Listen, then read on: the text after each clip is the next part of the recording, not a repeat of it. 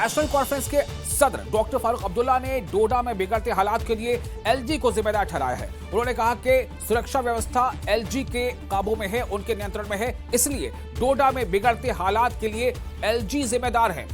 विधानसभा का विशेष सत्र यानी असेंबली का खुसूसी सेशन बुलाने के बारे में पूछे गए सवाल के जवाब में डॉक्टर फारूक अब्दुल्ला ने कहा कि यह विधानसभा अध्यक्ष की जिम्मेदारी है। उन्होंने पटन के सरीवरपोरा में ये बातें कही।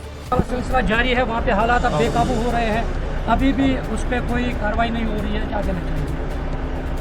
ये लेफ्टिनेंट गवर्नर तक है, सारा पुलिस का निज़ाम उसके तहत है, उसके जिम्मेवार वो हैं। जो भी वहाँ होगा उसकी जिम्मेवारी उसने लेनी है। डॉक्टर साहब एक सवाल यह कि अब लोग कह रहे हैं कि वहाँ पे असेंबली सेशन जो है स्पेशल सेशन बुलाया जाना चाहिए। वो स्पीकर साहब को उसका फैसला करना पड़ेगा।